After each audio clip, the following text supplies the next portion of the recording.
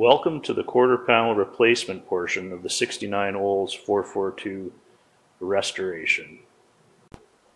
We want to make sure all rust areas have been properly patched or coated with POR previous to hanging the quarter panel.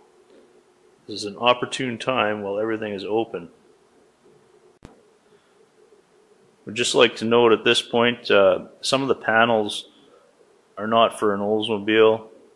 What I had available to me was 69 GTO or Chevelle parts and panels. So as you can see, this trunk floor drop had to be modified significantly. This area cut off and shortened to fit the Oldsmobile panels. The trunk pan also for 69 GTO Cutlass is also shy in some areas. We'll bring that out once the quarter panel is in place and the drop is in place. We can see what's needed to fill in between those areas. So at this point I've had the quarter panel hung a couple times, made sure everything fits properly. After that I've welded the wheelhouse in place. What I'm going to do is just leave the trunk extension drop loose. That has to go in first before the quarter panel, but not welded in place until the quarter panel is properly installed. Here's what the panel looks like up in place. The first step is to trim it off so I can actually place it where I want to for final cutting. We're going to do an initial cut right at the crease.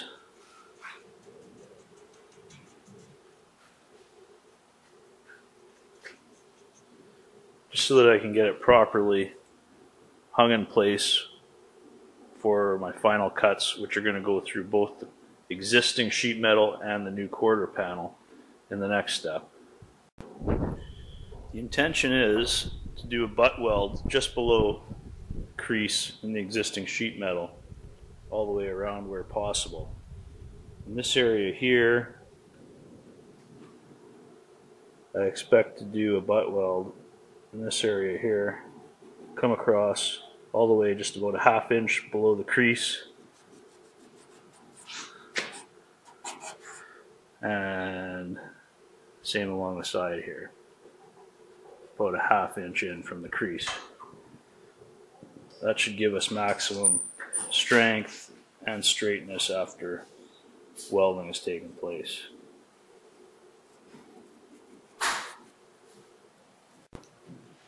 What I'm doing is just marking the cut path right on that crease. I'm going to get rid of that for starters.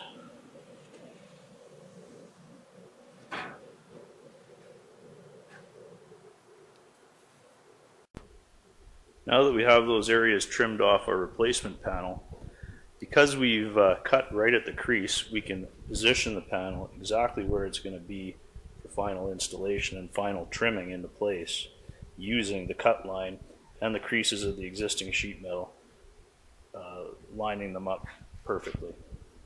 The only thing we got to figure out is this cut here. We want to transfer, the paint line is pretty much where the cut's going to be.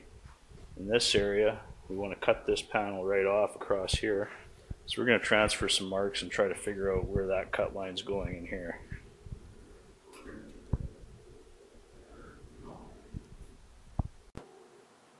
What I'm going to do next is just trim a little more off this panel. What I want to do is try and get under the pins that are sticking out for the trim in the existing sheet metal.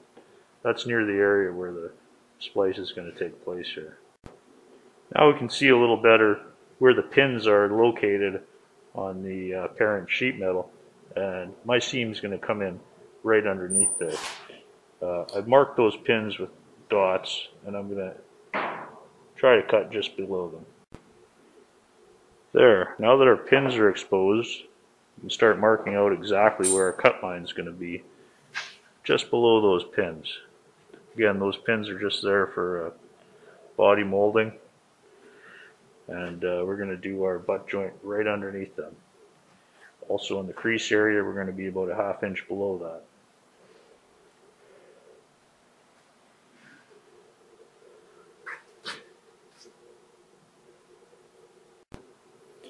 At this point, the panel's been pre-hung 5 or 6 times, trimming and fitting the car and the panel to make sure everything's going to fit properly. I've gone ahead and marked the cut line where this panel is going to join to the car sheet metal. I'm going to cut through both layers in one cut for a perfect seamless fit. On this cut line, I've drilled holes every 6 or 8 inches. The purpose of that is to hang the panel in place with screws, just so everything stays put while I'm cutting the 2 layers. Also, I've installed holes in the wheel well lip. Those are for plug welding to the outer wheelhouse. Just not convenient to get in there with a spot welder. The panel is now screwed into place. We're just about ready to start cutting the seam.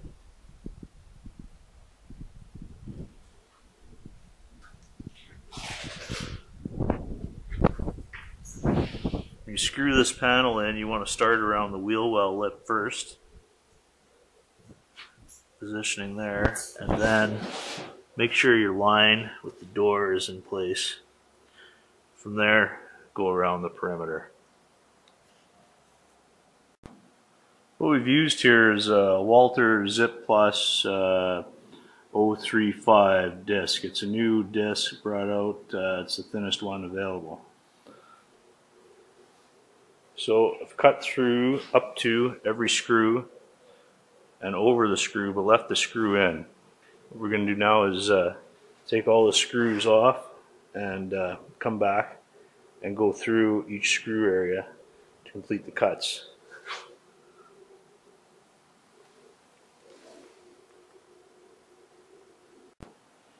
Now that the patch panel is all trimmed up, I'm going to go ahead and take it off and trim out the car sheet metal. Here's the before.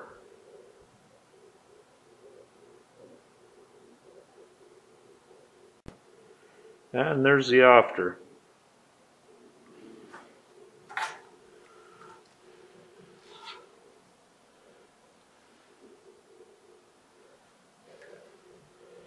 The next step will be to remove the paint along the joint area for both the patch quarter and the car sheet metal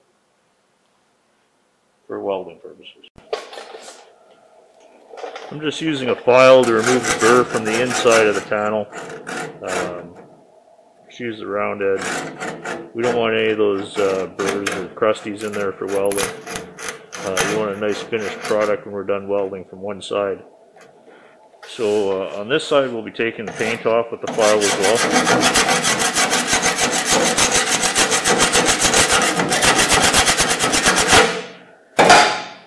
Then we'll just use a disc like this on the quarter panel maybe to take the paint off of it. There we have it. One finished edge. All the burrs are off the backside, paint's cleaned off, ready to install. There's the quarter panel, paint cleaned off and deburred both sides, ready to install. I can't stress enough the importance of a perfect fit when it comes to installing sheet metal on a car. If it's not perfect, it's nearly impossible to weld and it'll never look right or be right. As you can see, we have a perfect fit. Screw holes are lined up perfectly, hardly any gap in the seam. We're going to start in the middle of the panel, working our way out in both directions. A lot of people don't know this. You can control the gap in your seam by either pointing your tack forwards or backwards. Pointing forwards will tighten the seam up. Pointing your gun backwards will bring gap ahead of you as you travel. As you can see, that's where I started. You don't want to do like me. Make sure you set the machine before you start tacking. From there, work your way out both directions from the center out. And that's what the tack should look like. Panel's fully tacked in now, all the way around. Should only be about 600 hours or so of welding to get this sucker done. From here, we're going to go to the drop panel. It's our lucky day. I'll actually be able to get in here with the spot welder and spot the quarter to the drop panel. So what I've done is I've removed the paint from the drop panel and a few spots on the quarter panel.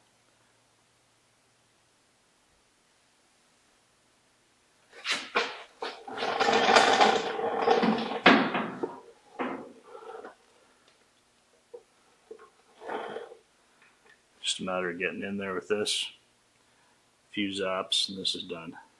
There she be, fits like a glove.